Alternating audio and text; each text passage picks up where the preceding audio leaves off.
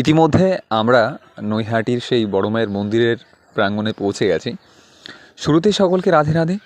তো যেমন করে দেখছো, সঙ্গে আমার বোন, আমরা দুজনে আমাদের জার্নিটা শুরু করলাম বহিরগাছি থেকে, কারণ আমাদের বাড়িটা বহিরগাছিতে রয়েছে সেহেতু। তো আমরা সেখান থেকে নামলাম ডিরেক্টলি, যেমন দেখছো, নৈহাটি স্টেশনে। সেই নৈহাটি স্টেশনে নামার পরে এবার আমরা ওভারব্রিজটা ক্রস করছি। ওভারব্রিজটা ক্রস করার পর সেখান থেকে আমরা যাচ্ছি অটো স্ট্যান্ডে, কারণ যেহেতু প্রথমবার আমরা এখান থেকে যাচ্ছি, তো আমাদের মন্দিরটা চেনা নেই। তো সেই জন্য, যদিও বা খুব কাছাকাছি শুনেছিলাম মন্দিরটা, এবং আমরা ডিরেক্টলি স্টেশন থেকে নেমে ডাইরেক্ট অটো স্ট্যান্ডে, অর্থাৎ টোটোতে আমার বোন উঠে পড়লো, সঙ্গে আমিও, দুজনে আমরা। তো আমাদের এখান থেকে আমরা চলতে শুরু করলাম, যেমন দেখছো রাস্তাতে। তো চলতে চলতে হট করে দেখি সামনে সেই বড় মায়ের মন্দির, যেটা আমাদের সবার আশা ছিল। আমার বোনের, আমাদের একটা ইচ্ছে ছিল যে চাকরি বাকরি পাওয়ার পর আমরা মায়ের মন্দিরে আসবো, একদম উপোস থেকে মাকে পুজো দেবো স্বয়ং আমরা থেকে। তো ওই জন্য মায়ের জন্য ফুল প্রসাদ নিচ্ছিলাম সঙ্গে বোন। তো আমরা এবার মায়ের মন্দির দিকে এগোচ্ছি।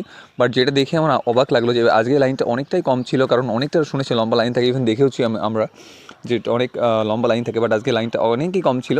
তো আমরা দুজনেই, আমার বোন সাথে, দেখতেই পাচ্ছ। তো আমরা দুজনে এবার লাইনটা বেয়ে এগোচ্ছিলাম, মনে খুব আনন্দ।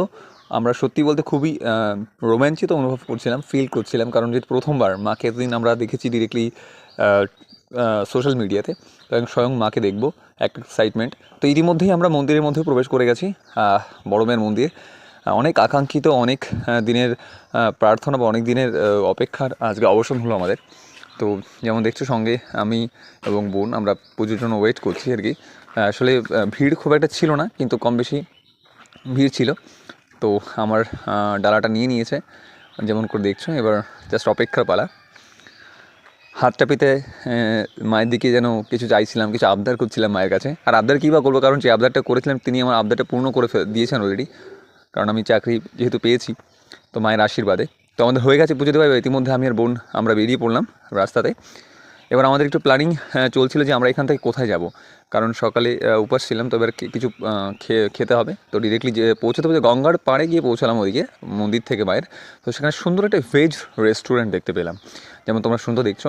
অ্যান্ড সেখানে দরজা দিয়ে প্রবেশ করতেই একটা অভূতপূর্ব অনুভূতি, একটা অভূতপূর্ব ভাইভ আমরা ফিল করলাম, কারণ এত সুন্দর অ্যাম্বিয়েন্স ছিল, যেমন তোমরা দেখছো, অসাধারণ অনুভূতি।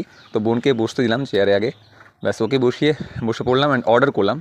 তো আমরা কড়াইশুঁটির কচুরি এবং সাথে একটু আলুর দম নিলাম। অসাধারণ টেস্ট, অসাধারণ ডিলিশিয়াস ছিল খেতে, সেটা মানে কল্পনা অতীত, যেমন দেখতেই পাচ্ছ। তো দিনটা খুব সুন্দর কাটলো এবং খুব